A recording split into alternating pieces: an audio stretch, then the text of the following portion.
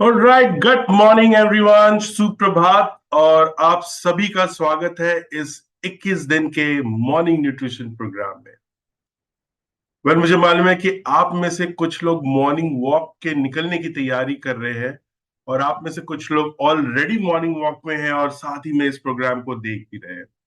कोई शायद अपना फंक्शनल ड्रिंक बना रहा है, और आप में से कुछ लोग ऐसे हैं जो ऑफिस जाने की तैयारी कर रहे हैं। और अगर आप मुंबई में हैं तो आप वोट देने की तैयारी करें कि आज मुंबई में वोटिंग है और वोट देना जरूरी है। ये आपका कर्तव्य है और आपकी जिम्मेदारी है। और इसी तरह से आपका हेल्थ और आपकी फैमिली का हेल्थ आपका कर्तव्य है और आपकी जिम्मेदारी है। आज 7वां दिन है इस प्रोग्राम का। और पिछले 6 दिन में हमने देखा कि हेल्थ क्यों जरूरी है और इस पे आज ही क्यों काम करना जरूरी है। कब और क्या खाना जरूरी है, और इनर क्लॉक के बारे में हमने समझा। और कल हमने काफी डिटेल में लाइफस्टाइल हैबिट और बॉडी क्लॉक के बारे में समझा, सर्कैडियन रिदम के बारे में।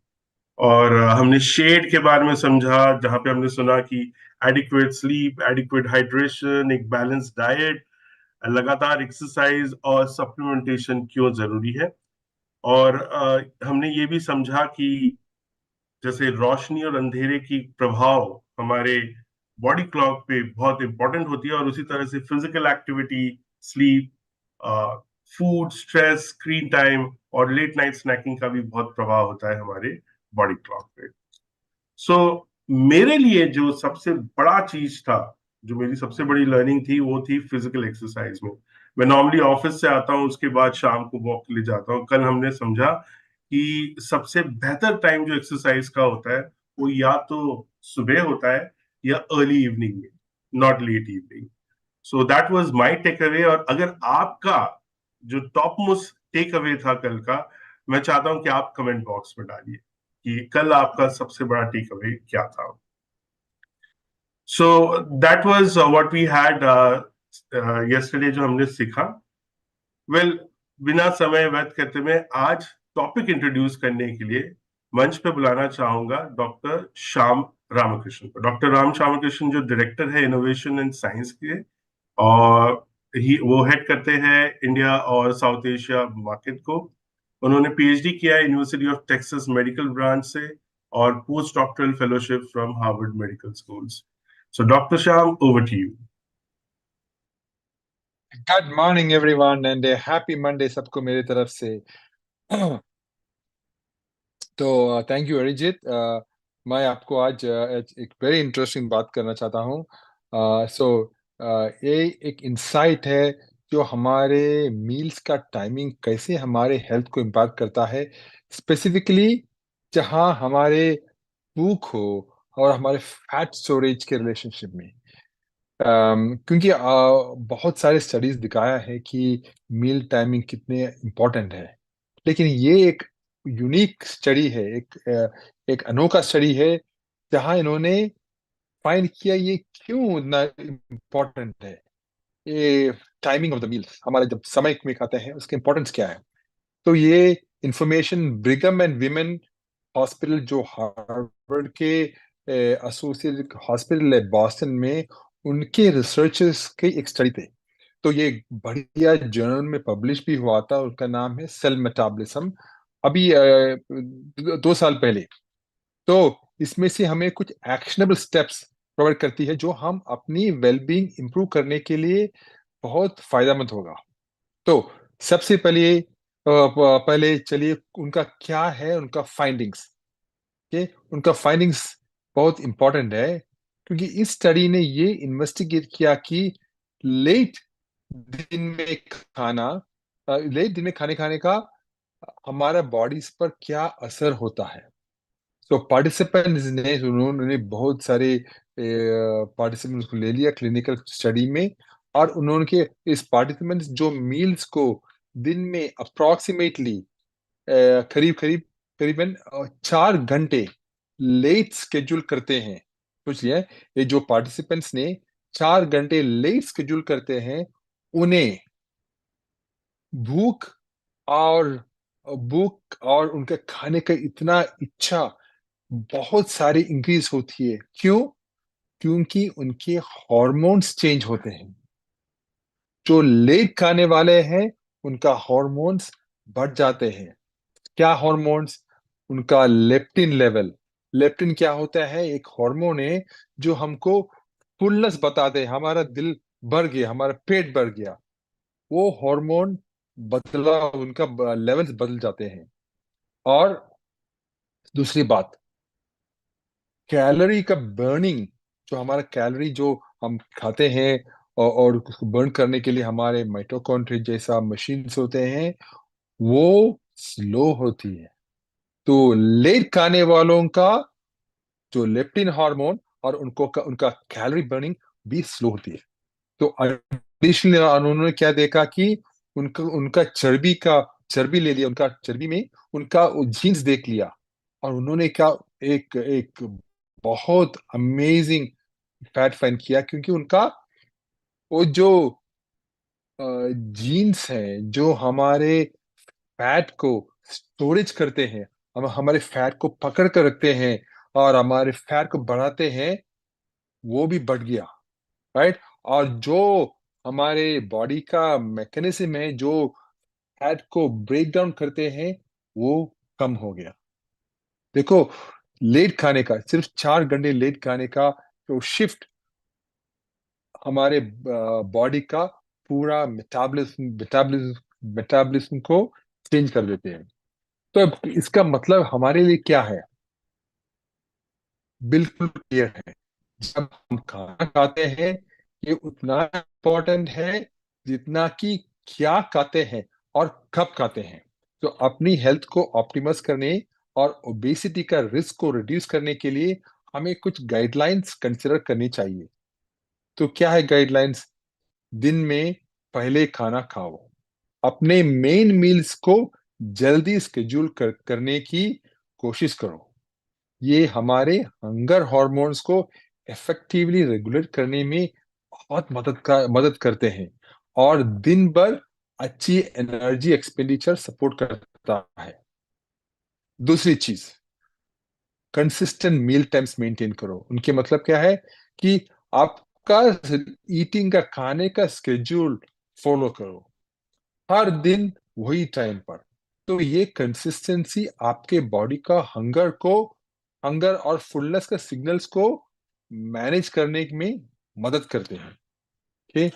फिर तीसरी बात, बैलेंस डाइट प्रायोरिटाइज करो। ठीक? मील टाइमिंग के साथ साथ इंश्योर करो कि आपकी डाइट बैलेंस हो, जिसमें प्रोटीन से बड़े बड़े हो और फिर थोड़े हेल्थी फैट्स और थोड़े अच्छी कार्बोहाइड्रेट्स जैसे कि फाइबर के अच्छी तरह के पोर्शंस हो। तो ये ओवरऑल मेटाबॉलिक हेल्थ को सपोर्ट करती है। तो आप जब जब सुबह आपका भोजन होते हैं, मैंने देखा था कि मेरा मेरा इन लॉस भी ज्यादातर हाई कार्ब डाइट्स खाते हैं। मुझे पता है कि उनका उनका डाइट को इतना कार्ब्स है, उनका शुगर तो शूट होते ही जा रहे हैं। तो मैंने उनको उनका डाइट में भी इंट्रोड्यूस कर दिया हमारे ऑल प्लांट प्रोटीन। और मुझे पता है क्योंकि उनका प्रोटीन लेवल तो बहुत छोटा था। फिर फोर्थ, पोर्शन साइज मॉनिटर करो। पहले खाने खाने के साथ भी हमारे कितने खाते हैं, तो वो भी जरा माइंडफुल रहो, ताकि हम ओवर ईटिंग से बचे। राइट? जो वेट गेन को कंट्रीब्यूट कर सकती है। फिर फिफ्थ है, हाइड्रेट रखो। कभी कभी हमारे बॉडी थर्स्ट को हमारे हमारे हमको जो thirsty होते हैं, वो हंगर के साथ कंफ्यूज करती है। मुझे पता है कि यू नो मैं भी जब मैं thirsty है, मैं सोचते हैं कि मुझे भूख है, लेकिन मैं जो पानी पीते हैं, मेरा भूख निकल गया। क्योंकि हमारे बॉडी उतना उतना उतने ठीक से डिफरेंशिएट नहीं कर सकते कि क्या है, हमारा भूख है या पानी पीने का आस है। राइट? तो वो देखना है। तो पानी हाइड्रेशन बहुत इंपॉर्टेंट है। फिर लास्ट में मैंने ये बहुत सारे टीम टाइम बताए हैं कि स्लीप लो, अच्छी तरह स्लीप लो। पुअर स्लीप हंगर हॉर्मोन्स को डिस्टर्ब कर सकती है और लेट नाइट स्नैकिंग लीड कर सकती है। तो हम लेट जागे जागे रहे हो तो हमारे इच्छा होती है कि अरे हम एक स्नैक खाइए, फ्रिज ओपन करके ये खाइए वो खाइए, है? तो हर रात 7 to 9 घंटे की क्वालिटी स्लीप आपके लिए उसका एम रखो। तो तो कंक्लूजन में मैं यही बताना चाहता हूँ कि टाइमिंग हमारे डाइटरी हैबिट्स का एक क्रूशियल एलिमेंट है। जल्दी खाना और रेगुलर मील स्केड्यूल्स मेंटेन करने करके हम हेल्थियर लाइफस्टाइल की तरफ सिग्निफिकेंट स्टेप्स ले सकते हैं और ओबेसिटी का रिस्क को रिड्यूस कर सकते हैं। ठीक है, सो चलो माइंडफुल ईटिंग को अपनी डेली लीव्स को प्रायोरिटी बनाइए। यही था मेरा आज का सोच theme, and I have wishing a great week and a great Monday. Arijit, the stage is back to you. Thank you, Dr. Sham, for that wonderful thought for the day. Really, really deep, actually. And thank you so much for that. Well, दोस्तों, मैंने कहीं सुना था, क्योंकि doctor शाम अभी आदत के बारे में बता रहे थे और डेली हैबिट्स के बारे में, और मैंने कहीं सुना था कि आपकी आदत आपके लिए और आपके खिलाफ कंपाउंड कर सकती है। तो हर दिन छोटी छोटी चीज आप क्या करते हैं, बहुत इंपॉर्टेंट है। आगे यहाँ से बढ़ते हैं दोस्तों। जैसे कल हमने बात की बॉडी क्लॉक के बारे में, राइट, और आज हम समझेंगे इसी को और थोड़ा डिटेल में, और इसे समझाने के लिए मैं मंच पे बुलाना चाहूंगा सपना सरकार को। सपना जो बैचलर है इन आयुर्वेदा, उन्होंने पोस्ट ग्रेजुएट किया है इन डाइटेटिक और therapeutic nutrition from Jamia Hamdard, and वो एमवे से एसोसिएट है पिछले 7 साल से, और इनका एक ओवरऑल एक्सपीरियंस है हेल्थ और वेलनेस में करीब 12 साल से। Ladies and gentleman, help me welcome on stage सपना सरकार। Thank you so much, sir, and thank you, Dr. Shyam, for always making our mornings much more knowledgeable with all your insights and all your new researches. So, आप सभी को सादर नमस्कार और साथ में a very healthy and a happy gut morning to all of you. आप सभी का स्वागत है एक नए दिन, एक नए सप्ताह और एक नए सत्र में। और उम्मीद है आपका वीकेंड बहुत अच्छा बीता हो, आप लोगों ने ज्यादा चीटिंग नहीं की हो, क्योंकि अभी अभी हम लोग इस मॉर्निंग न्यूट्रिशन के जो सफर में हम बातें कर रहे हैं, उसको आप लोगों को सिर्फ सुनना ही नहीं है, उसको समझना भी है और उसको अपने जीवन का हिस्सा बनाना भी है, राइट। और आज का जो सत्र है, जिस न्यूट्रिएंट के बारे में हम बात करने वाले हैं, उसके बारे में हम बहुत बार चर्चा करते रहे हैं, लेकिन वो न्यूट्रिएंट आप सभी लोग गेस कर पाएंगे कि वो हम उसको बिल्डिंग ब्लॉक कहते हैं। और क्यों वो बिल्डिंग ब्लॉक कहते हैं, उसके बारे में हम आज विस्तार से चर्चा करेंगे। आज हम प्रोटीन के बारे में बात करने वाले हैं। तो मुझे थोड़ा सा समय दीजिए, मैं अपनी स्क्रीन शेयर करूं।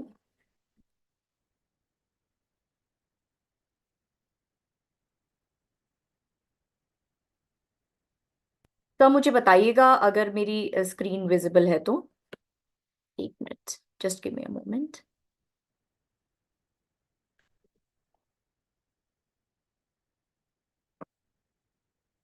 सर, विजिबल है मेरी स्क्रीन?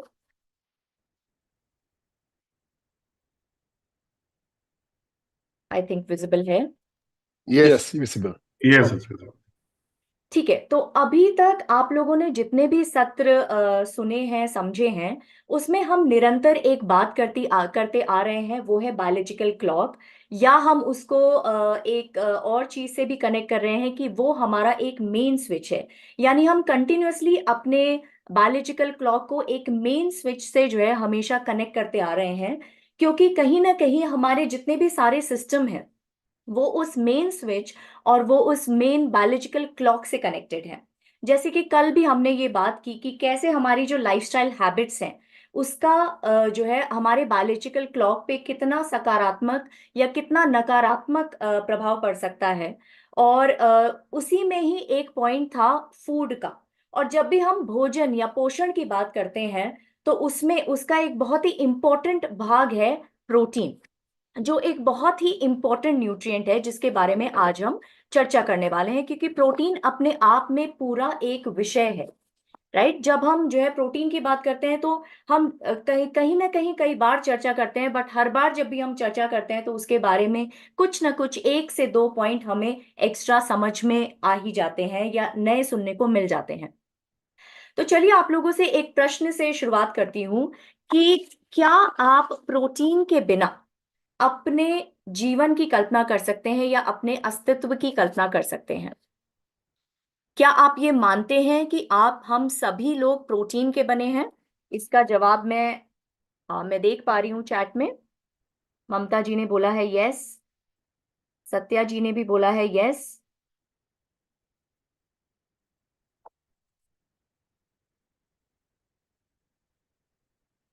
कोई ब्लॉक आ रहा है क्या? Just a minute. ओके, ठीक है।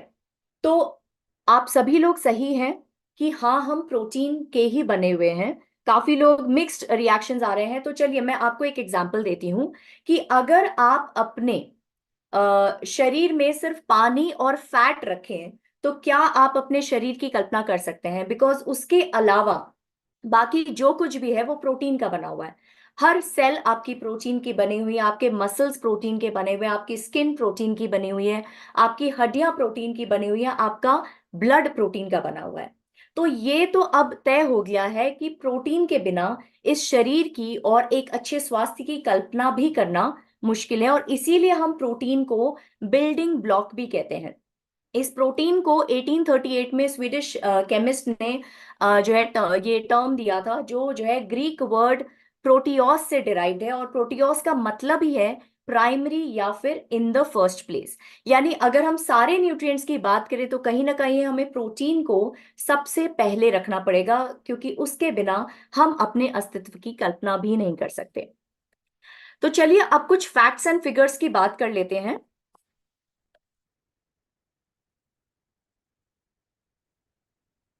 अ,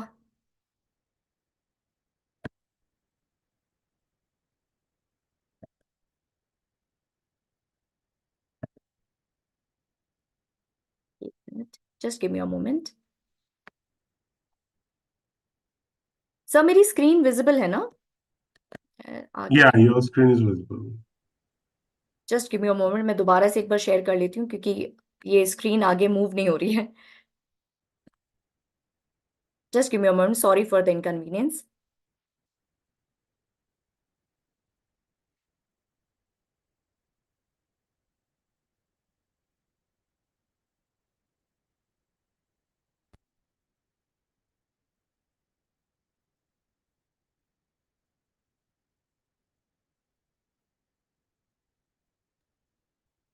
राइट। तो अब चलिए थोड़े से फैक्ट्स एंड फिगर्स की बात कर लेते हैं, वो भी इंडिया के परिप्रेक्ष्य में, और हम बात कर रहे हैं अवेयरनेस के तौर पे। और अगर आप देखेंगे कि यहाँ पे जो है इंडिया के बारे में अगर हम बात कर रहे हैं तो कहीं ना कहीं जो है 10 में से 8 लोगों का जो है जो फूड है वो प्रोटीन डेफिशिएंट है, और 10 में से 9 लोगों को तो उनकी रिक्वायरमेंट पता ही नहीं है, क्योंकि जब तक उनको रिक्वायरमेंट ही पता नहीं होगी तब तक वो उसके ऊपर एक्शन भी नहीं ले पाएंगे। तो अभी आगे आने वाली कुछ स्लाइड्स सिर्फ फैक्ट्स एंड फिगर्स के ऊपर है, ताकि आप ये समझ सकें कि कितनी अवेयरनेस, अगर हम अपने कंट्री की बात करें तो प्रोटीन के बारे में कितने सारे मिथ्स और कितनी सारी जो है अवेयरनेस की कमी है। ठीक है, तो चलिए हम नेक्स्ट स्लाइड पे जाते हैं। तो यहाँ पे IMRB ने जो है 2017 में जो है एक सर्वे किया था, जिसमें सैंपल साइज 1260 था, जिसमें 59% वेजिटेरियन लोग थे एंड 41% जो है, सॉरी 59% नॉन वेजिटेरियन लोग थे और 41% वेजिटेरियन थे, जिसमें से 75% अपनी प्रोटीन रिक्वायरमेंट को लेके कंप्लीटली अवेयर थे, और उसमें से भी 88% का जो प्रोटीन इंटेक था वो उनकी रिक्वायरमेंट से काफी कम था। अगर हम रीजन वाइज बात करें प्रोटीन की अवेयरनेस के बारे में, तो आप देख पा रहे हैं कि नॉर्थ में प्रोटीन के विषय में जो अवेयरनेस है वो सिर्फ 2% है, साउथ में 13% है, वेस्ट में 27% है, और ईस्ट में 89% के आसपास है। तो कहीं ना कहीं ये फैक्ट्स एंड फिगर्स थोड़ा सा चिंताजनक है कि हमें अभी अवेयरनेस ही नहीं है, और इस वजह से हमारे जो डाइट में प्रोटीन का जो पोजीशन होना चाहिए वो काफी कम है। अभी ये जो हम फैक्ट्स एंड फिगर्स की बात कर रहे हैं, ये हम अर्बन रिच इंडिया की बात कर रहे हैं। क्यों यहाँ पे हम एम्फसाइज कर रहे हैं अर्बन रिच इंडिया की? क्योंकि अगर हम पूरी जनसंख्या की बात करें तो हम ये कह सकते हैं कि शायद काफी जनसंख्या को अवेयरनेस नहीं है, बिकॉज वो उतने एजुकेटेड नहीं है, या उनकी जो है जितने उसके बारे में जो एजुकेट होने के जो फोरम्स हैं उस तक पहुंच नहीं है, या फिर अफोर्डेबिलिटी नहीं है। लेकिन ये जो स्लाइड है, ये जो है basically 73% of urban rich India is protein deficient, जहां पे हम ये देख सकते हैं कि जो अर्बन रिच इंडिया है उसके पास सारे रिसोर्सेज हैं अवेयरनेस इकट्ठा करने के, उसके पास अफोर्डेबिलिटी है, उसके पास ये जानकारी इकट्ठा करने के सारे संसाधन हैं कि कौन से सोर्सेज प्रोटीन रिच हैं, कौन से सोर्सेज नहीं। बट फिर भी अगर आप देखेंगे 73% of urban rich India is protein deficient, और उसमें से 62% जो है प्रेग्नेंट वुमेन और लेक्टेटिंग वुमेन भी जो है प्रोटीन डेफिशिएंसी फेस कर रही हैं। और अगर हम देखें कि अगर प्रेग्नेंट वुमेन और लेक्टेटिंग वुमेन भी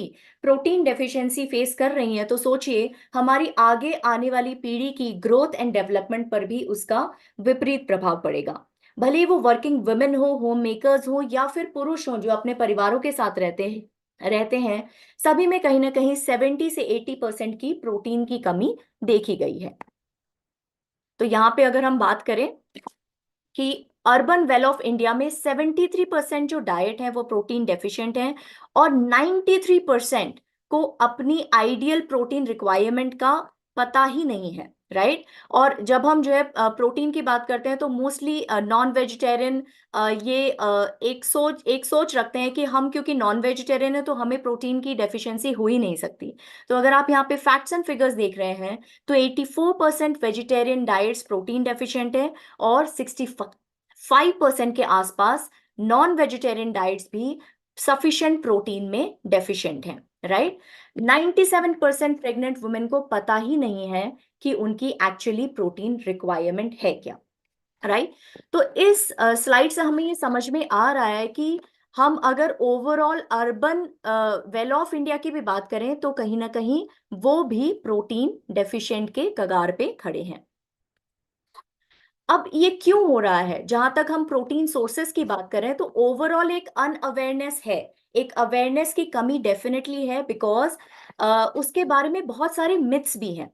तो सबसे पहला तो मिथ है कि आप जो है जो प्रेग्नेंट एंड लेक्टेटिंग वुमेन है उनको ये लगता है कि अगर हम जैसे हम प्रेग्नेंट हैं या लेक्टेशन फेज में हैं, तो अगर हम बहुत सारे फ्रूट्स एंड वेजिटेबल्स खा रहे हैं तो उससे हमारी प्रोटीन की कमी पूरी हो जा रही है, जो एक पूरी तरह से गलत अवधारणा है। दूसरी तरफ कुछ लोग सोचते हैं कि हाँ, मैं समझ रही हूँ आपके लिए विश्वास करना थोड़ा मुश्किल है, क्योंकि आप हमसे जुड़े हुए हैं और आपको पता है कि प्रोटीन के सोर्सेस क्या हैं, प्रोटीन की इंपॉर्टेंस क्या है। बट अगर ग्राउंड रियलिटी में जाएंगे तो आपको ये सारे सवाल डेफिनेटली दिखाई देंगे, या लोग ये पूछते हुए सुनाई देंगे आपको कि हम तो बहुत सारा ग्रीन लीफी वेजिटेबल खाते हैं, या हम बहुत सारा फ्रूट्स एंड वेजिटेबल्स खाते हैं, तो फिर क्यों हमें प्रोटीन अलग से लेने की जरूरत है।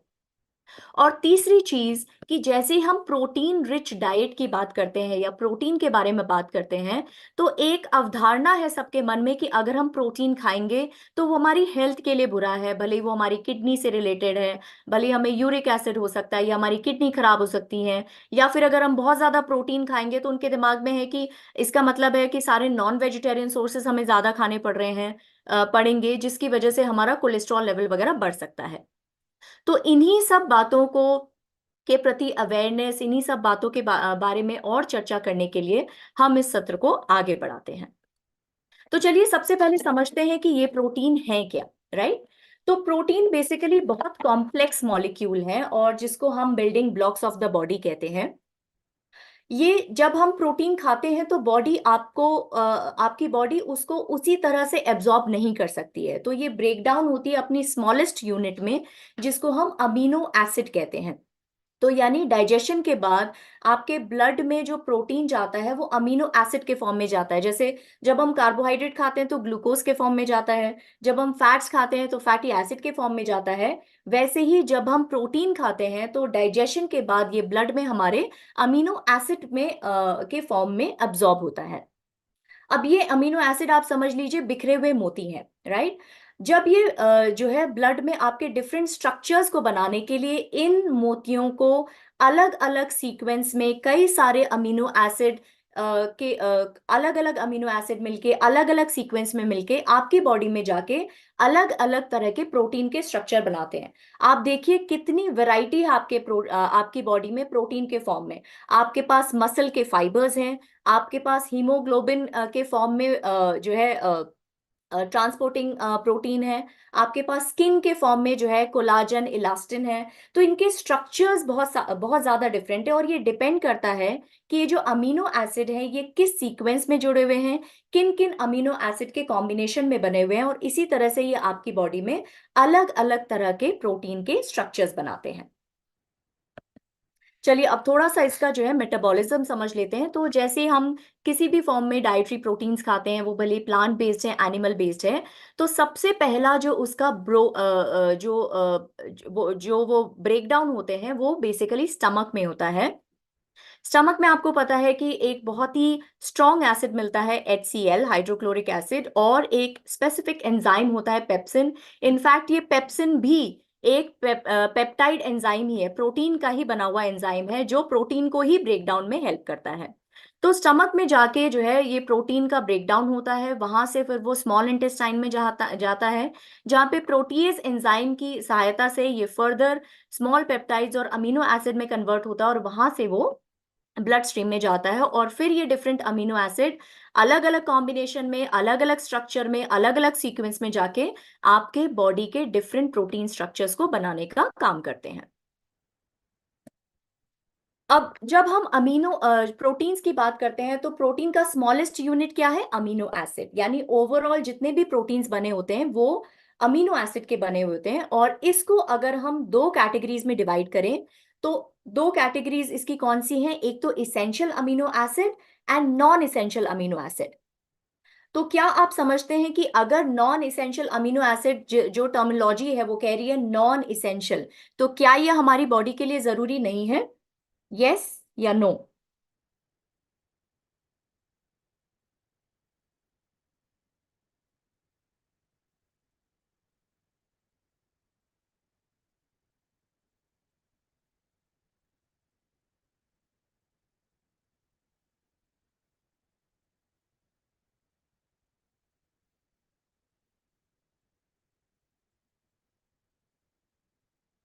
ठीक है, मैं देख पा रही हूँ कि कुछ लोग नो कह रहे हैं, कुछ लोग यस कर रहे हैं। तो मैं यहाँ पे थोड़ा सा ये क्लियर कर दूं कि जब हम इसेंशियल और नॉन इसेंशियल अमीनो एसिड की बात करें, तो ऐसा नहीं है कि नॉन इसेंशियल अमीनो एसिड हमारी बॉडी के लिए जरूरी नहीं है। लेकिन थिंक स्क्रीन पे कुछ ब्लैक आ रहा है, I am trying to remove it. हाँ, आई थिंक चला गया, राइट? ओके। तो जहां तक हम जो है इसेंशियल और नॉन इसेंशियल अमीनो एसिड की बात करें, तो नॉन इसेंशियल अमीनो एसिड भी बहुत जरूरी है। इनफैक्ट इसमें से कई सारे जो अमीनो एसिड हैं वो कई बार कंडीशनल इसेंशियल अमीनो एसिड भी बन जाते हैं। जैसे न्यूबॉर्न होते हैं, प्रेगनेंसी होती है, लैक्टेशन होते हैं, बहुत ज्यादा जो स्पेसिफिक कंडीशंस होती हैं उसमें कई सारे non essential amino acid essential amino acid का भी काम करते हैं। लेकिन अच्छी बात क्या है कि आपकी बॉडी इसको बनाने के लिए पूरी तरह से काबिल है। तो इसीलिए इसेंशियल अमीनो एसिड हमारे लिए बहुत जरूरी हो जाते हैं, क्योंकि ये हमारी बॉडी बना नहीं पाती है, और इसीलिए हमें इसको डाइट से लेना बहुत जरूरी है। इसीलिए हम इसको इसेंशियल अमीनो एसिड कहते हैं। तो इसेंशियल अमीनो एसिड और नॉन इसेंशियल अमीनो एसिड दोनों ही जरूरी हैं। लेकिन इसेंशियल अमीनो एसिड की जरूरत को पूरा करने के लिए हमें अपने फूड पे ज्यादा डिपेंडेंट रहना पड़ता है, क्योंकि इसको हमारी बॉडी नहीं बना पाती है। ठीक है। तो जब हम प्रोटीन्स की बात कर रहे हैं, तो इसके फंक्शंस को भी थोड़ा सा समझ लेते हैं।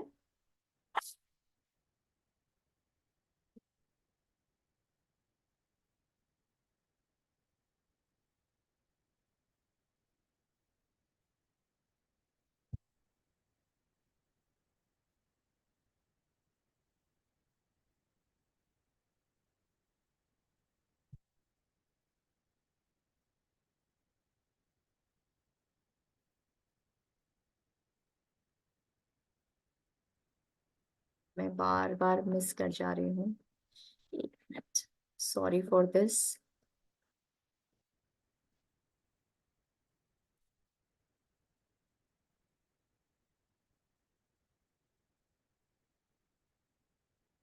ठीक है। तो फंक्शंस की जब हम बात करते हैं तो सबसे पहले तो हमें पता है कि हमारी जो मसल्स हैं उसका जो है खाना क्या है, प्रोटीन है, राइट। तो हमें ये पता है कि 80% ऑफ जो मसल्स है वो प्रोटीन का ही बना हुआ है।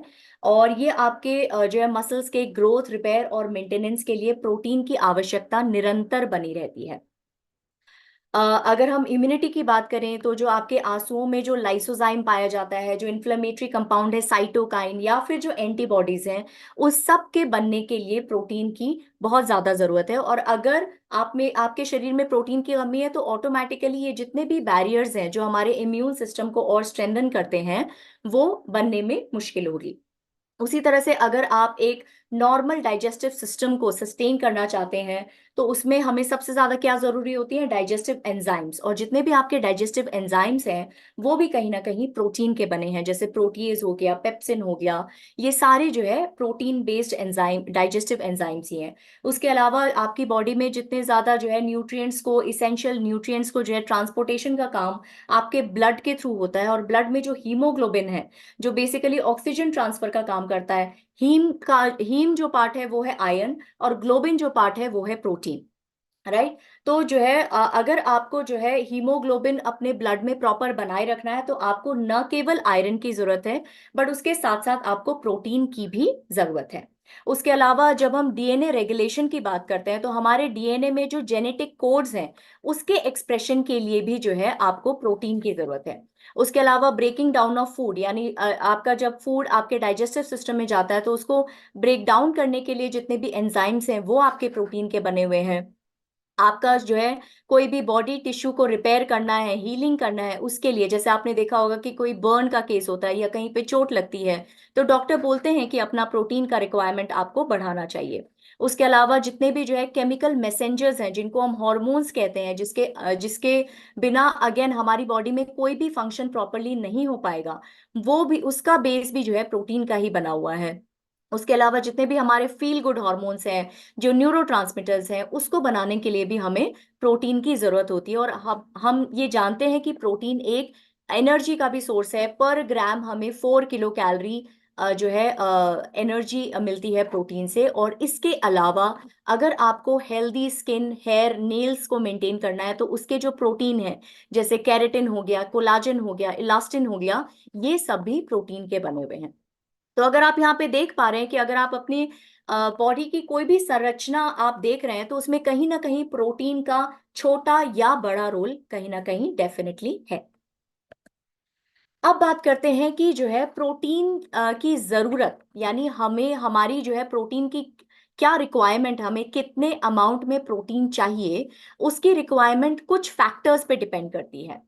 सबसे पहले तो आपके इंडिविजुअल बेसिस पे, यानी जो है आपकी फिजियोलॉजिकल रिक्वायरमेंट क्या है, यानी कुछ पॉइंट्स हैं जैसे आपका जेंडर। तो आपने देखा होगा बाय डिफॉल्ट जो है प्रोटीन की रिक्वायरमेंट पुरुषों में ज्यादा देखी जाती है, क्योंकि उनका बाय डिफॉल्ट उनका जो स्ट्रक्चर होता है वो ज्यादा मस्कुलर होता है कंपेयर टू फीमेल्स। जब हम एज की बात करते हैं तो एज वाइज भी अगर आप देखेंगे तो आपकी प्रोटीन की रिक्वायरमेंट चेंज होती रहती है। जब आप ग्रो कर रहे हैं, जब आप बच्चे हैं, अडोलेसेंट हैं, फिर आप एडल्ट फेज में आते हैं जहां पे आपको अपने मसल मेंटेनेंस के लिए प्रोटीन की जरूरत होती है। और जब आप ओल्ड एज में जाते हैं जहां पे आपका जो मसल मास है वो धीरे धीरे डिट्योरेट हो रहा है, तो अगर आप देखेंगे जीवन के हर फेज में आपकी प्रोटीन की रिक्वायरमेंट डिफरेंट होगी, बट प्रोटीन की रिक्वायरमेंट डेफिनेटली होगी। उसके अलावा जो तीसरा पॉइंट है वो है फिजिकल एक्टिविटी, यानी आपका फिजिकल एक्टिविटी का स्टेटस क्या है। आप स्ट्रेंथ ट्रेनिंग कर रहे हैं, उसकी फ्रीक्वेंसी क्या है, आप रेजिस्टेंस ट्रेनिंग कर रहे हैं, आपकी इंटेंसिटी क्या है। तो उन सब बिंदुओं के बेसिस पे भी जो है आपकी प्रोटीन की रिक्वायरमेंट कम या ज्यादा हो सकती है। और last but not the least, आपका हेल्थ स्टेटस, आप हेल्दी इंडिविजुअल हैं या आपको कोई क्रॉनिक डिजीज है, क्रिटिकल डिजीज है, प्रेगनेंसी फेज में है, लेक्टेशन में है, माल न्यूट्रिशन है, किसी तरह का ट्रॉमा हुआ है, कोई सर्जरी आपको हुई है, तो उस हिसाब से भी आपकी प्रोटीन की रिक्वायरमेंट डिपेंड करती है कि आपकी बॉडी, आपके शरीर को कितना प्रोटीन चाहिए। उसके अलावा जब हम दूसरी चीज क्या आती है, प्रोटीन की क्वालिटी, कि सिर्फ क्वांटिटी ही नहीं, अगर आप सही क्वालिटी का प्रोटीन नहीं ले रहे हैं तो वो भी जो है उसके ऊपर डिपेंड करेगा कि आपको कितना प्रोटीन रिक्वायर्ड है on a day to day basis. तो प्रोटीन की क्वालिटी दो बिंदुओं पे मेनली फोकस्ड है।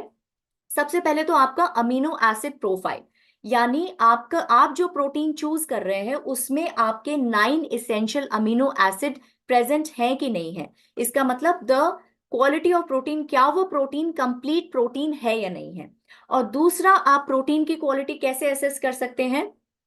आपके पिडिका स्कोर से। जो है इसका जो फुल फॉर्म है वो है protein digestibility corrected amino acid score. ये एक मेथड है इवैल्यूएट करने का कि प्रोटीन की क्वालिटी कैसी है, यानी उसका अमीनो एसिड प्रोफाइल कैसा है, और उसकी डाइजेस्टिबिलिटी कैसी है, यानी जो हम अमीनो एसिड प्रोफाइल बोल रहे हैं कि इस प्रोटीन में है, क्या वो पूरी तरह से आपकी बॉडी में डाइजेस्ट और एब्जॉर्ब हो पा रहा है कि नहीं हो पा रहा है। और पिडिका स्कोर मैक्सिमम स्कोर क्या हो सकता है? 1, राइट। तो ये इन दो बेसिस पे आप ये डिसाइड कर सकते हैं कि आपको डेली बेसिस पे कितना प्रोटीन का रिक्वायरमेंट है। तो चलिए अब हम जो है बात कर लेते हैं कि आपकी डेली की रिक्वायरमेंट कैसी है, कितनी होनी चाहिए। सपना, just before सपना that, countdown menu coming up, वहाँ पर जो 3 देख डॉट्स पा हैं रही उस हूँ, पे लेकिन जाकर उसके बाद ना सर मैं स्लाइड वो नहीं कर पा रही हूँ, वो मूव नहीं कर पा रही हूँ आगे। आप स्केप करके बाहर हो जाइए जरा। यूट्यूब में काफी कमेंट्स आ रहे हैं, चलिए स्केप ओके, करके एक बार ट्राई करिए। Let Mohit or somebody run the deck and Sapna can say slide change and we can probably do that. मैं एक बार और ट्राई करती हूँ।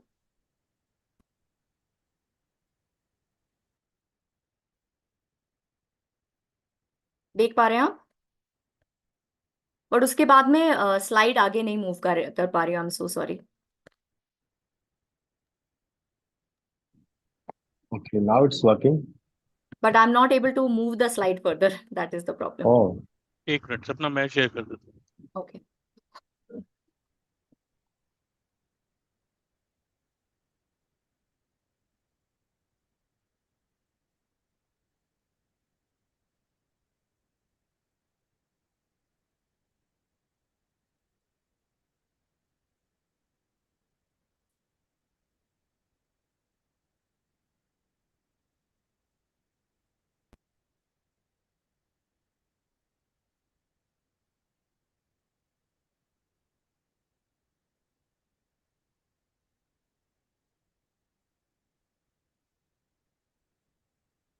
चलिए तो अब जो है हमने ये समझ लिया कि किन दो बिंदुओं के आधार पर आप ये डिसाइड करेंगे कि आपकी बॉडी की डेली रिक्वायरमेंट क्या है। And as per the regulatory authorities अगर हम देखेंगे तो नेक्स्ट स्लाइड में हम समझ पाएंगे कि आपकी डेली रिक्वायरमेंट कितना होना चाहिए। Next slide please.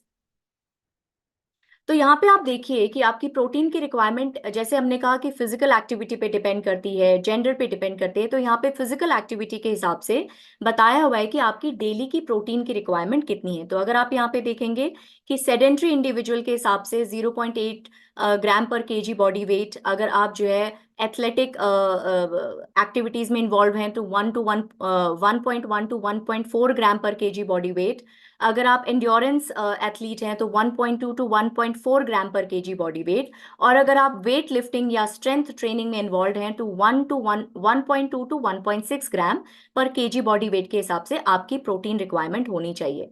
बट दुख की बात यह है कि हम उतना भी नहीं अपनी जरूरत के हिसाब से उतना भी कंप्लीट नहीं कर पा रहे हैं। तो इसके बाद बात आती है कि हमने समझ लिया कि हमारी प्रोटीन की रिक्वायरमेंट है क्या। अब दूसरा सवाल आता है कि when to consume protein in the day. तो आपको क्या लगता है कि प्रोटीन कब कंज्यूम करना सबसे अच्छा रहेगा? आपसे ये जवाब जानना चाहूंगी।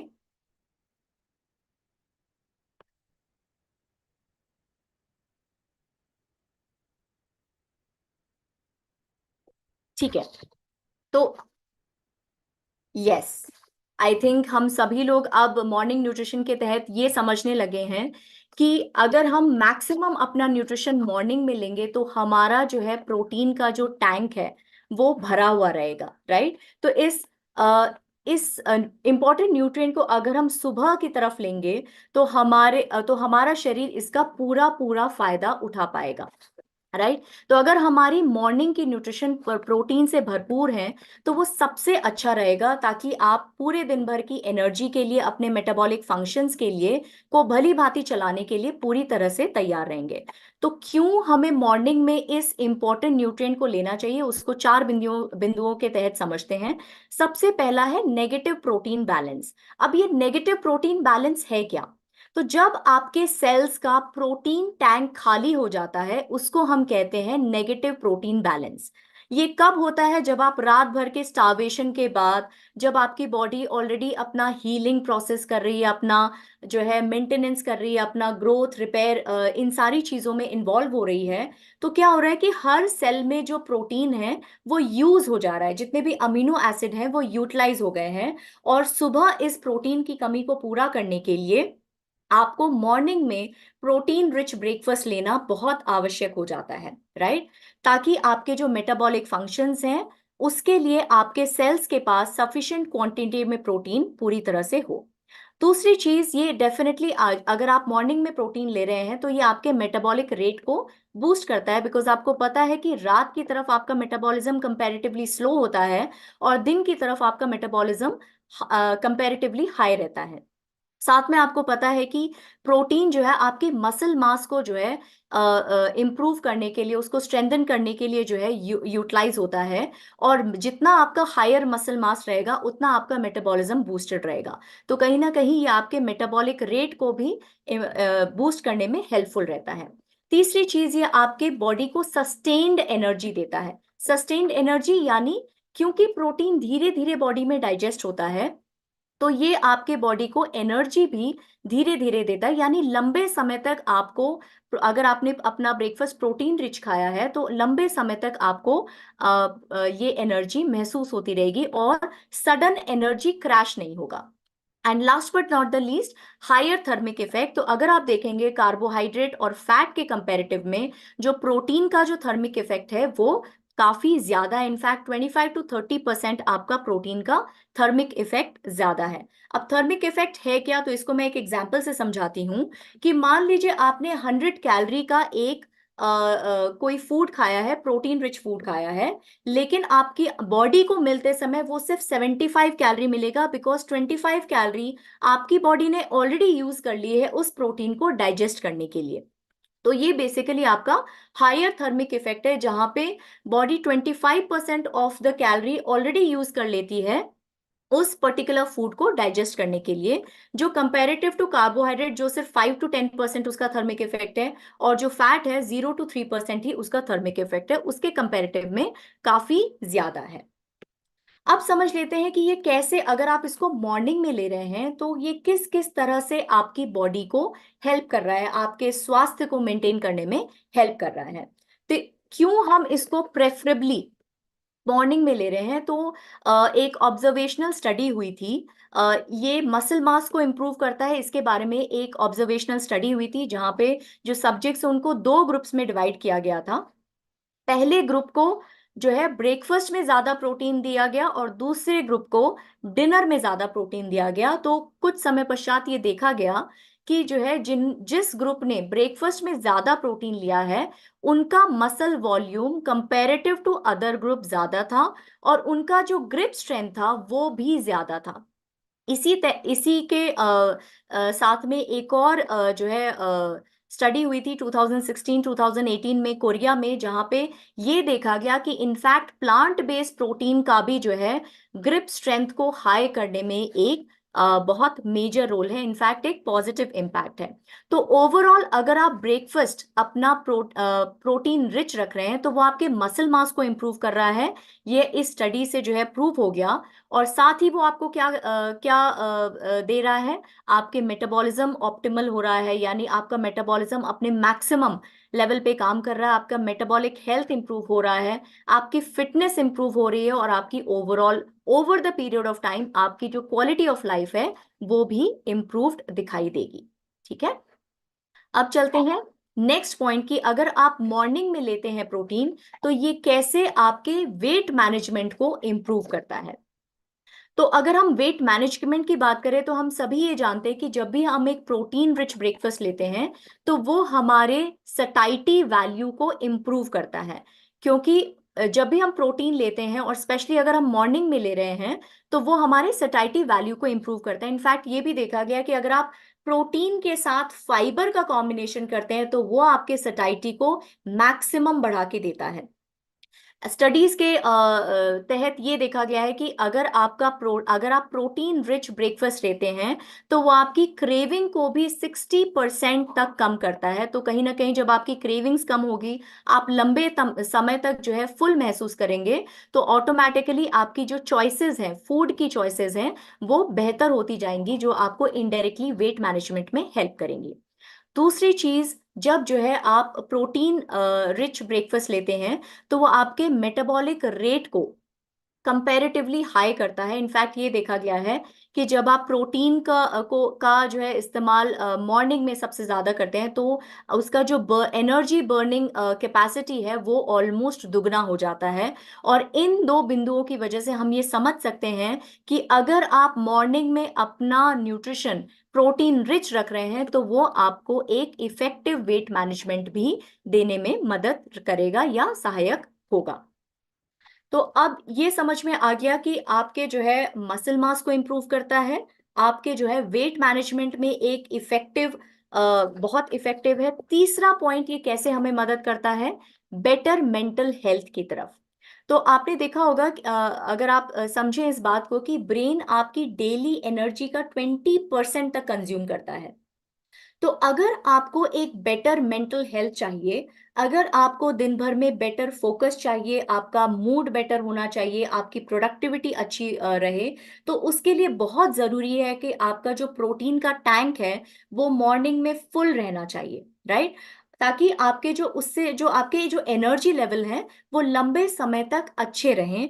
इनफैक्ट जो है आप ये भी समझें कि जब आप प्रोटीन रिच ब्रेकफास्ट लेते हैं तो उससे आपके जो इंसुलिन स्पाइक्स हैं वो सडन इंसुलिन स्पाइक्स नहीं होते हैं, जिसकी वजह से आपके ब्लड में जो ग्लूकोज लेवल है वो लंबे समय तक स्टेबल रहता है। जब लंबे समय तक ग्लूकोज लेवल स्टेबल रहेगा तो ऑटोमेटिकली वो आपको सस्टेन्ड एनर्जी देता रहेगा। एंड हम सभी ये जानते हैं कि प्रोटीन को डाइजेस्ट होने में थोड़ा टाइम लगता है, क्योंकि ये स्टमक से धीरे धीरे डाइजेशन की इंटेस्टाइन में जाता है और वहां से धीरे धीरे ब्लड में आता है। तो जब इसका डाइजेशन स्लो होगा, इसका जो है एनर्जी जो अमीनो एसिड आ रहे हैं वो आपके ब्लड में धीरे धीरे आएंगे, आपके शुगर लेवल स्टेबल रहेंगे, आपके एनर्जी लेवल भी स्टेबल रहेंगे। इससे क्या होगा, आपके जो है परफॉर्मेंस इंप्रूव होगी, मूड अच्छा रहेगा, आपका दिन भर जो अलर्टनेस है वो अच्छा रहेगा और ओवरऑल आपकी प्रोडक्टिविटी अच्छी रहेगी।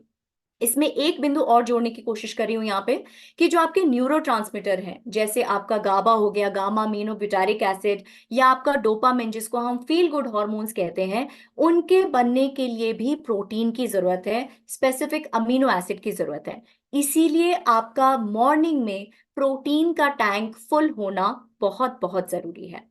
तो अभी हम ये समझ गए कि आपको मसल मास अगर इंप्रूव करना है, आपको अगर इफेक्टिव वेट मैनेजमेंट चाहिए, और अगर आपको बेटर मेंटल हेल्थ चाहिए, तो मॉर्निंग में प्रोटीन का कंज्यूम करना बहुत सहायक रहेगा। अब हमें ये समझ में आ गया कि हमको कब खाना है, कितना खाना है, कब खाना है।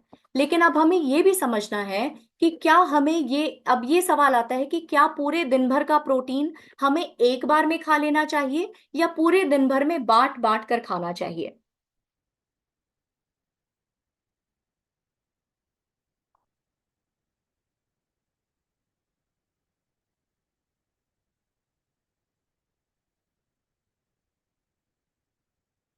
तो यहाँ पे मैं जवाब देना चाहूंगी कि पूरे दिन भर में अगर आप डिवाइड करके खाएंगे तो वो जो है ज्यादा बेहतर रहेगा, बिकॉज फिर आपके पूरे दिन भर के जो मेटाबॉलिक फंक्शंस हैं उसके लिए आपके पास प्रोटीन भरपूर मात्रा में रहेगा।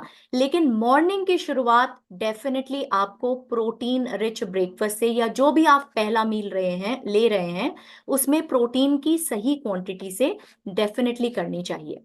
क्योंकि अगर आप हमारे इंडियन डाइट को देखें तो कॉमन प्रैक्टिस क्या है कि जो प्रोटीन का कंजम्पशन है वो ब्रेकफास्ट में लोएस्ट है और डिनर में हाईएस्ट है। यानी वो आप किसी भी रीजन की बात कर लें, आप नॉर्थ ले लें, ईस्ट ले लें, वेस्ट ले लें, साउथ ले लें, आप जितने भी ब्रेकफास्ट देंगे देखेंगे उसका जो बेस है वो मेनली कार्बोहाइड्रेट है, उसमें प्रोटीन की कमी हमेशा रहती है। तो अब क्योंकि अब हम ये समझ चुके हैं कि प्रोटीन क्यों इंपॉर्टेंट है और मॉर्निंग में लेना क्यों इंपॉर्टेंट है, मैं ये उम्मीद करूंगी कि आप सभी लोग कॉन्शियसली अपने मॉर्निंग न्यूट्रिशन में प्रोटीन को ऐड करने का एक जो है प्रयास जरूर करेंगे। क्योंकि क्लिनिकल स्टडी के हिसाब से आपने ये देख लिया है कि अगर हम जो है प्रोटीन रिच ब्रेकफास्ट करते हैं वर्सेस पुअर प्रोटीन, तो अगर हम जैसे अभी हमने जो देखा था कि अगर हमारा ब्रेकफास्ट प्रोटीन रिच है या जो है अगर हमारा ब्रेकफास्ट पुअर जिसमें प्रोटीन की मात्रा कम है, तो उस हिसाब से अगर देखा जाए उसका रिजल्ट क्या आया था कि जिन लोगों का ब्रेकफास्ट प्रोटीन रिच है उनका मसल मास इंक्रीज्ड रहता है। तो इसलिए आपके स्वास्थ्य के डिफरेंट एस्पेक्ट्स को जो है पूरा करने के लिए ये जरूरी हो जाता है कि आप अपने ब्रेकफास्ट में प्रोटीन की मात्रा को बनाए रखें और बढ़ाए रखें। चलिए अब नेक्स्ट स्लाइड में हम ये समझेंगे कि अगर हम प्रोटीन ले रहे हैं तो प्रोटीन को लेने की हमारी प्रॉपर स्ट्रैटेजी क्या होनी चाहिए, यानी अगर हम अपनी मॉर्निंग को प्रोटीन रिच बनाना चाहते हैं या ओवरऑल न्यूट्रिशन को हम प्रोटीन रिच बनाना चाहते हैं, तो उसके लिए हमें किन बिंदुओं का ध्यान रखना पड़ेगा ताकि हमारा जो शरीर है वो उसका सही और अधिकतम इस्तेमाल कर सकें। तो कौन से ऐसे वो 4 बिंदु हैं जो हमने अभी डिस्कस किए। सबसे पहले तो ये समझिए कि आपकी एक्टिविटी के हिसाब से आपका जो डेली प्रोटीन इनटेक है वो कितना है। उसके बाद ये देखिए कि आप जो प्रोटीन चूज कर रहे हैं उसकी क्वालिटी क्या है, यानी उसका अमीनो एसिड प्रोफाइल क्या है, क्या वो कंप्लीट प्रोटीन है कि नहीं है। तो जनरली अगर हम प्रोटीन क्वालिटी की बात करते हैं तो उसको हम अगेन 2 तरह से डिवाइड करते हैं, complete protein and incomplete protein. तो मोस्टली जितने भी जो है एनिमल बेस्ड प्रोटीन होते हैं वो कंप्लीट प्रोटीन की कैटेगरी में आते हैं क्योंकि उसमें सारे के सारे 9 इसेंशियल अमीनो एसिड मिलते हैं। लेकिन जब हम इनकम्प्लीट प्रोटीन की बात करते हैं तो सोया के अलावा मोस्टली जितने भी प्लांट बेस्ड प्रोटीन है वो इनकम्प्लीट प्रोटीन है क्योंकि उसमें 1 से 2 अमीनो एसिड की कमी हमेशा रहती है। तो अगर हम उसमें और इसीलिए जो है अगर हम प्लांट बेस्ड प्रोटीन है तो आपने देखा होगा कि हम हमेशा से जैसे राजमा चावल खाते हैं या दाल चावल खाते हैं ताकि वो एक कंप्लीट प्रोटीन बन जाए। जो तीसरा बिंदु है जिस पे हमें ध्यान देना है वो है प्रोटीन की टाइमिंग। पहले तो मॉर्निंग में तो प्रोटीन रखना ही रखना है और उसके अलावा भी बाकी जो प्रोटीन का रिक्वायरमेंट है वो पूरे दिन भर में आप डिस्ट्रीब्यूट करके लीजिए रादर देन एक बार में, क्योंकि ये देखा गया है कि आप एक बार में 25 to 30 gram maximum protein easily digest and absorb कर सकते हैं, राइट। तो प्रोटीन की टाइमिंग के साथ साथ प्रोटीन का डिस्ट्रीब्यूशन भी समझना बहुत जरूरी है। चलिए अब नेक्स्ट स्लाइड की तरफ बढ़ते हैं। तो यहाँ पे हमने कुछ प्रोटीन के सोर्सेज जो है दिखाए हुए हैं। तो यहाँ पे आप देखिए प्लांट बेस्ड प्रोटीन भी है, एनिमल बेस्ड प्रोटीन भी है। लेकिन जब हम देख रहे हैं तो एनिमल बेस्ड प्रोटीन बहुत कम है, इनफैक्ट प्लांट बेस्ड प्रोटीन बहुत ज्यादा है। लेकिन फिर भी हमारे ब्रेकफास्ट में प्रोटीन की कमी हमेशा साफ झलकती है, भले ही वो कोई सा भी रीजन हो। तो अगर हम थोड़ी सी क्रिएटिविटी, थोड़ा सा इमेजिन और थोड़ी सी बेसिक तैयारी कर लें तो हमारा मॉर्निंग न्यूट्रिशन भी प्रोटीन से भरपूर हो सकता है। क्योंकि जब हम प्रोटीन रिच ब्रेकफास्ट की बात करते हैं तो हमारे दिमाग में सिर्फ आता है कि या तो हम दूध ऐड कर सकते हैं या तो हम एग ऐड कर सकते हैं, उसके अलावा कोई और ऑप्शन आता ही नहीं है। तो उसी से रिलेटेड आप देखेंगे कि आने वाली स्लाइड में आपको कुछ प्रोटीन रिच ब्रेकफास्ट और plant based protein rich breakfast के एग्जाम्पल्स दिए हुए हैं। Next slide please. तो यहाँ पे आप देखेंगे कि हमने जो है ग्रीन पी से जो है चीला या पैनकेक्स बनाए हुए हैं। सोया उपमा एक अच्छा प्रोटीन रिच ब्रेकफास्ट हो सकता है, या फिर बेसन डोसा या बेसन चीला हो सकता है। अब क्यों मैं यहाँ पे बार बार प्रोटीन, प्लांट बेस्ड प्रोटीन पे ज्यादा जोर दे रही हूँ, इसको आने वाली स्लाइड में हम थोड़ा सा और ज्यादा समझेंगे। चलिए नेक्स्ट स्लाइड की तरफ चलते हैं। तो प्लांट बेस्ड प्रोटीन की इंपॉर्टेंस हमारे स्वास्थ्य पर क्या हो सकती है, इसको समझने से पहले मैं ये पूछना चाहूंगी कि आप में से कितने लोग ब्लू जोन जैसे एक टर्मिनोलॉजी को समझते हैं। क्या आप में से कोई जानते हैं कि ब्लू जोन क्या है?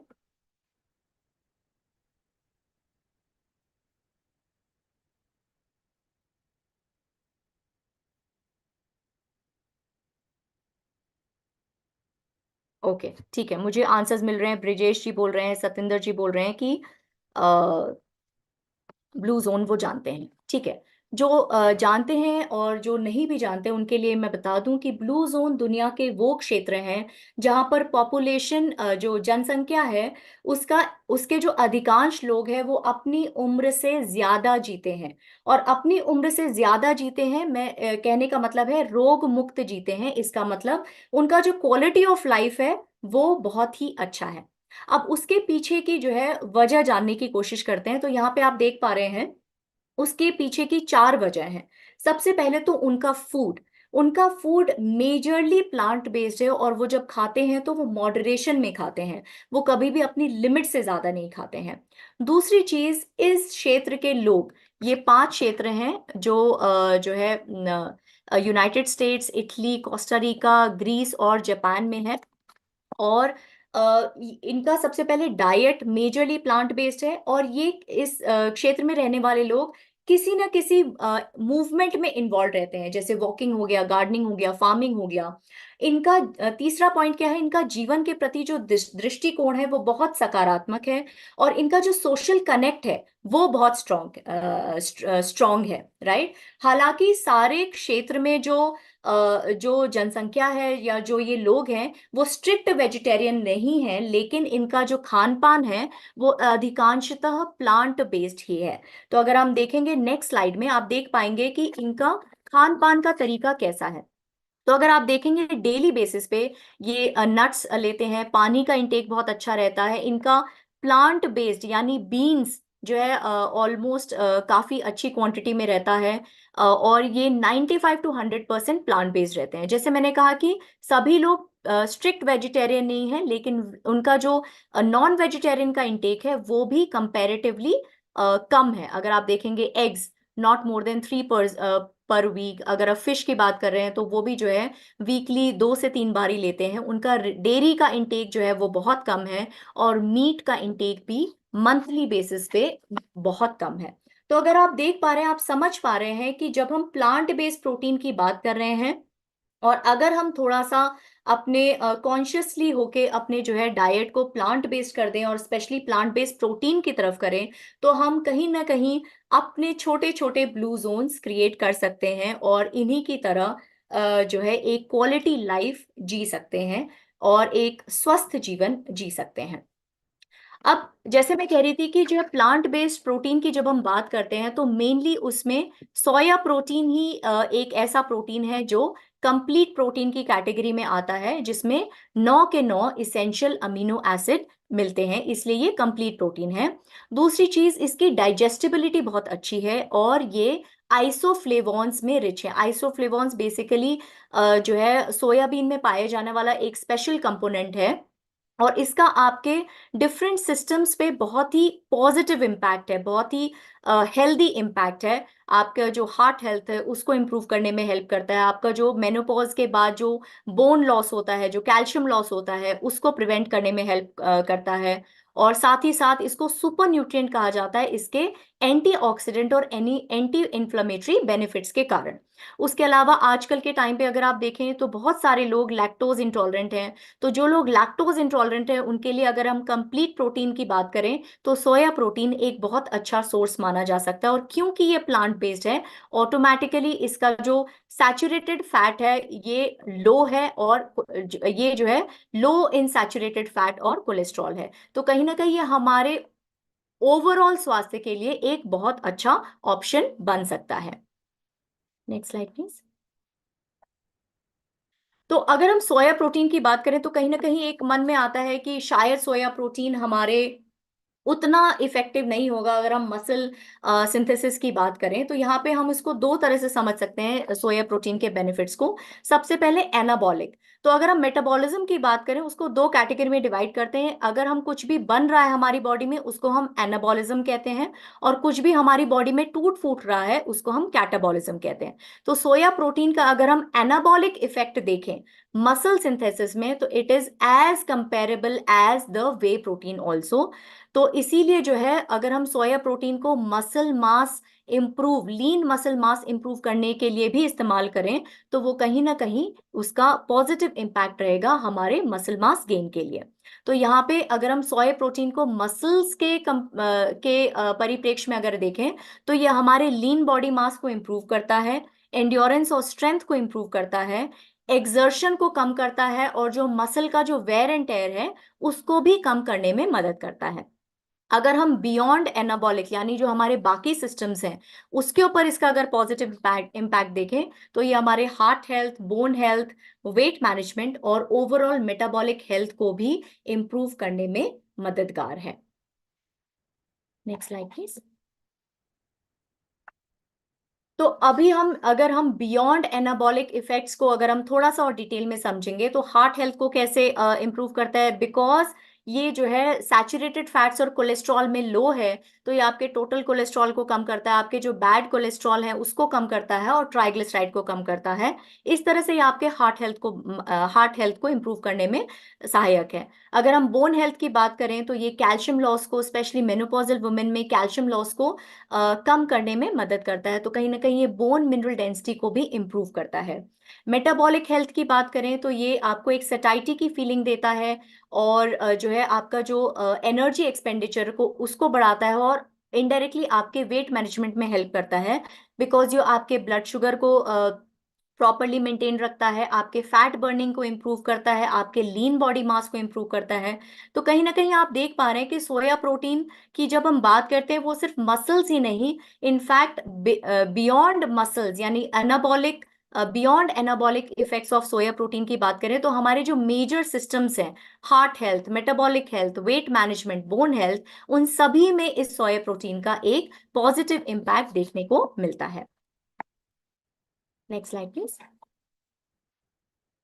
अब सोया प्रोटीन के आसपास बहुत सारे मिथ्स एंड फैक्ट्स हैं और जब आप ग्राउंड में जाते हैं, आप जब लोगों से मिलते हैं तो डेफिनेटली ये सवाल ये जो गलत अवधारणाएं हैं ये डेफिनेटली आप इसका सामना जरूर करते होंगे और कहीं ना कहीं आप सबके मन में भी ये रहता होगा कि सोया प्रोटीन अगर हम ज़्यादा क्वांटिटी में लेंगे, कंटिन्यूस लेंगे तो क्या ये सारी प्रॉब्लम हो सकती हैं कि नहीं हो सकती हैं। तो इन गलत अवधारणाओं को जो है पूरी तरह से निरर्थक साबित करने के लिए ये स्लाइड हमने यहाँ पे स्पेशली रखी है ताकि आपके पास सारे जवाब हों जब भी सोया प्रोटीन से रिलेटेड कुछ भी गलत अवधारणा आपके सामने आ रही है।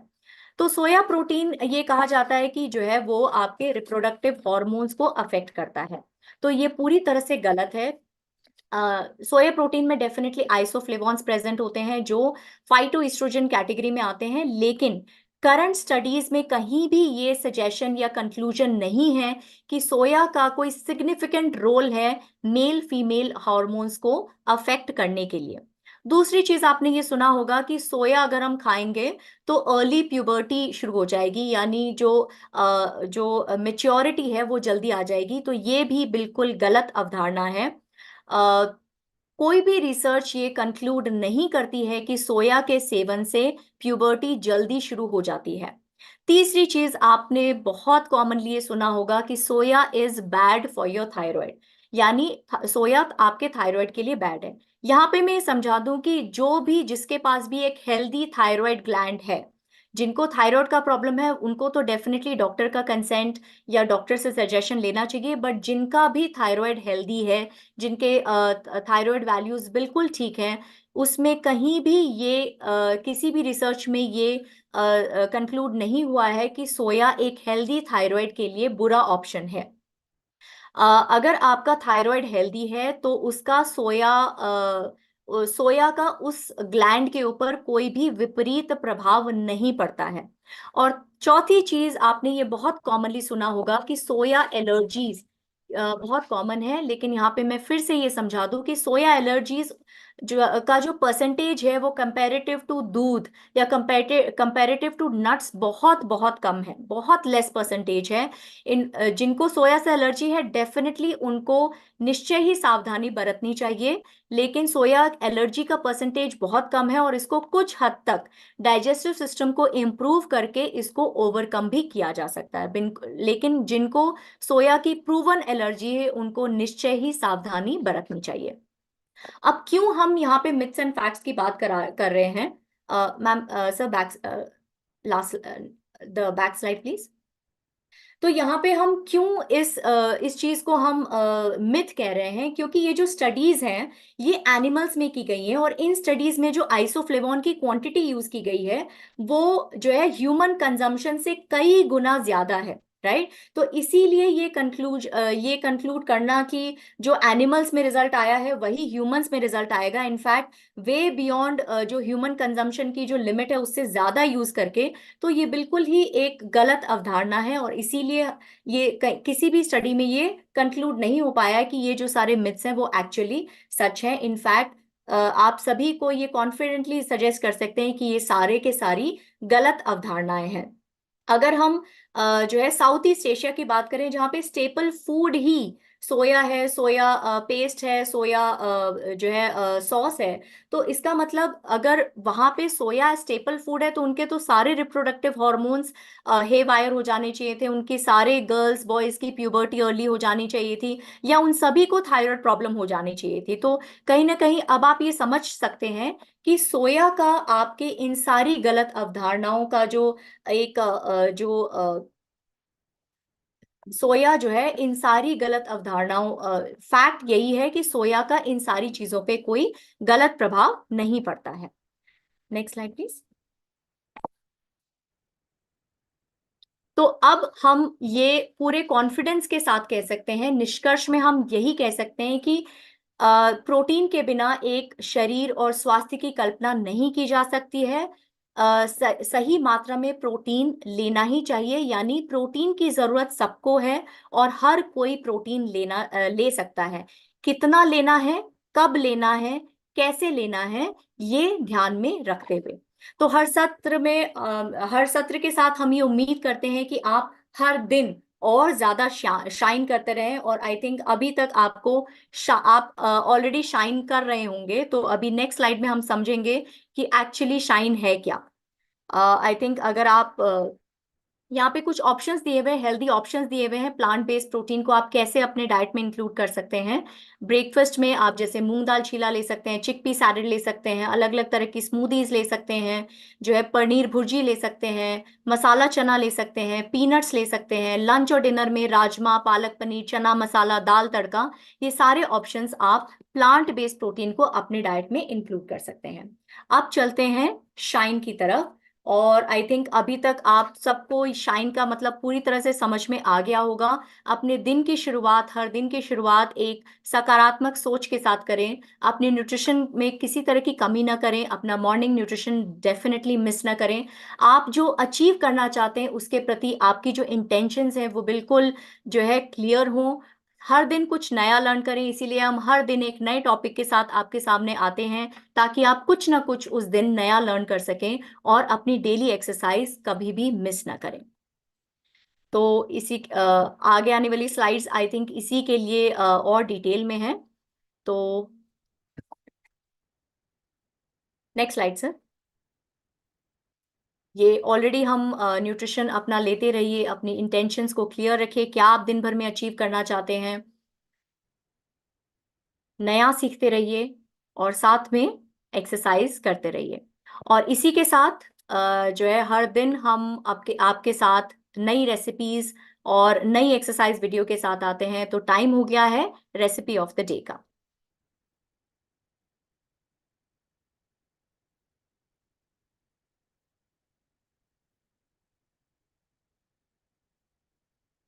मोहित सर आप करेंगे या मैं करूं?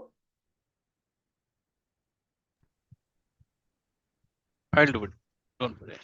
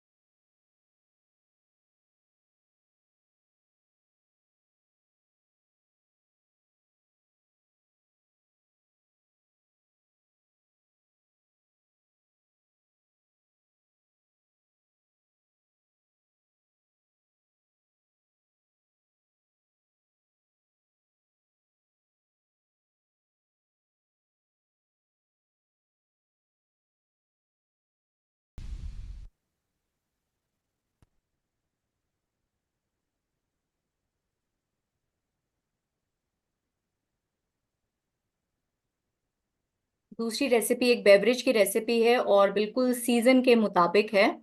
उम्मीद है आप सभी लोग इसको ट्राई जरूर करेंगे।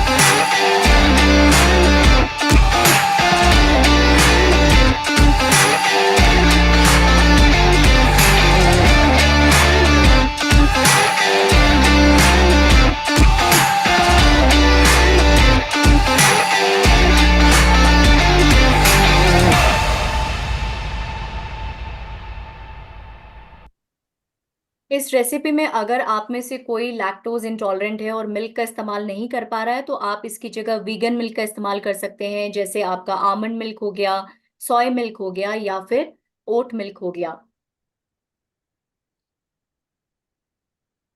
अब इतना हम लोग खा पी रहे हैं तो उसको बर्न करने के लिए डेफिनेटली एक्सरसाइज भी बहुत जरूरी है। तो अब नेक्स्ट वीडियो आपका एक्सरसाइज का है।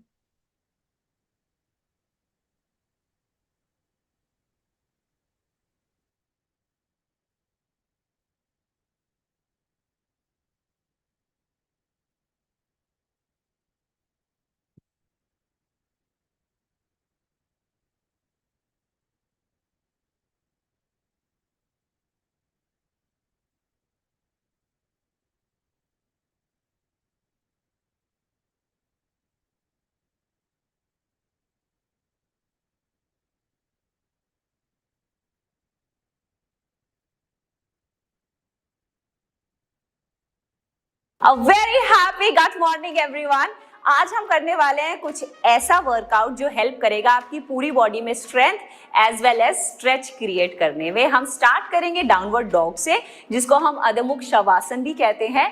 और डाउनवर्ड डॉग की मूवमेंट के बाद हम इसमें कुछ वेरिएशंस ऐड करेंगे और उस वेरिएशंस में हम इस मूवमेंट को डाउनवर्ड डॉग से प्लैंक में लेकर जाएंगे, फिर वापस डाउनवर्ड डॉग में और फिर प्लैंक में। ये बहुत ही इफेक्टिव होने वाला है आपकी कोर स्ट्रेंथ के लिए, इनफैक्ट आपकी लोअर बॉडी के स्ट्रेच के लिए भी। अगर आप चेयर्स पे बहुत लंबे टाइम तक बैठते हैं तो आपके ये सारे के सारे मसल्स बहुत स्टिफ हो जाते हैं और उन्हीं मसल्स को रिलैक्स करने के लिए, स्ट्रेच करने के लिए और उनमें वो फ्लेक्सिबिलिटी मेंटेन करने के लिए ये बहुत इफेक्टिव होने वाला है। So let's get started with the movement of downward dog, और इसको हम अधोमुख शवासन भी कहते हैं।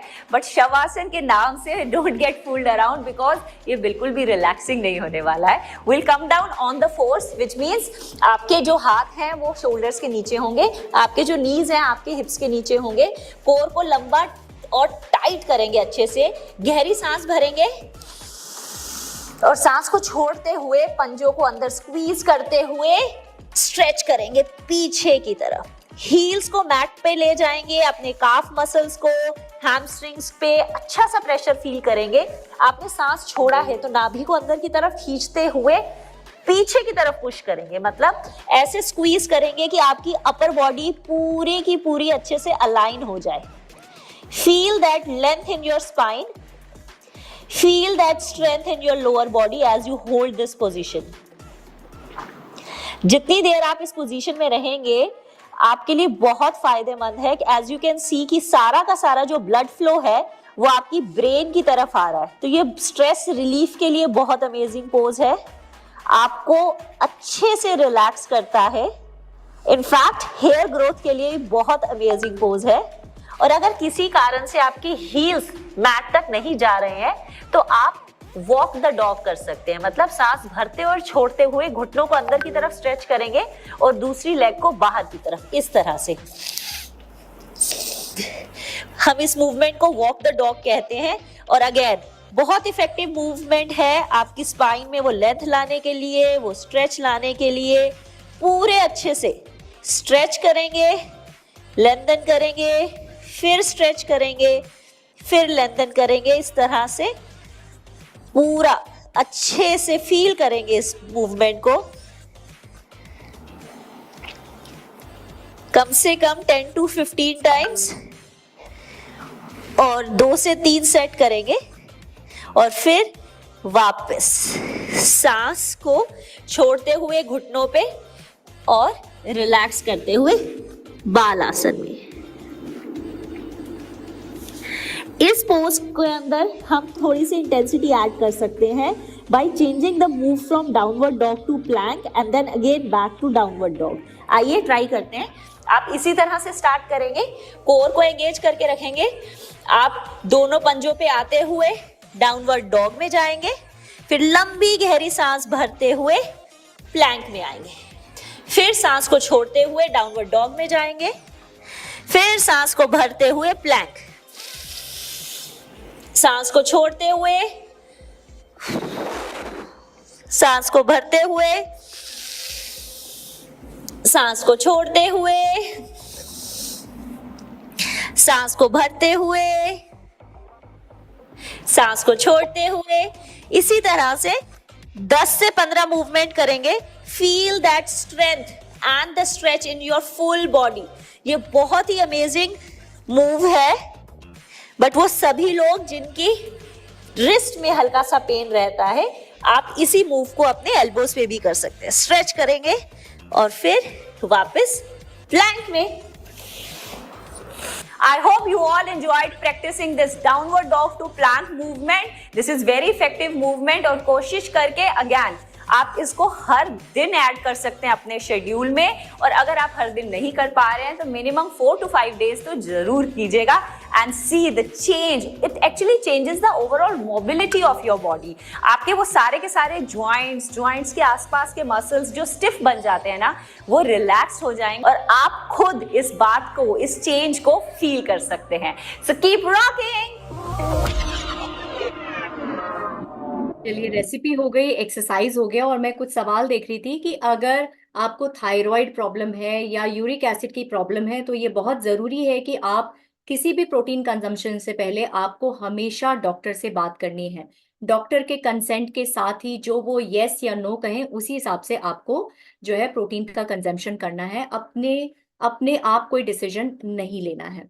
प्रेजेंटेशन के दौरान जो भी टेक्निकल ग्लिचेस हुए उसके लिए मैं माफ़ी चाहती हूँ। और इसी के साथ आज का सेशन अंत की तरफ आ रहा है। कल हम फिर मिलेंगे एक नए टॉपिक के साथ। डे 8 में हमारा एक अगेन बहुत ही इंपॉर्टेंट टॉपिक आने वाला है, fats and its role in chrono nutrition. तो कल का जो है सेशन ज़रूर अटेंड करें। तब तक राइज करते रहिए, शाइन करते रहिए, इंस्पायर करते रहिए। आपका दिन शुभ हो, मंगलमय हो। धन्यवाद।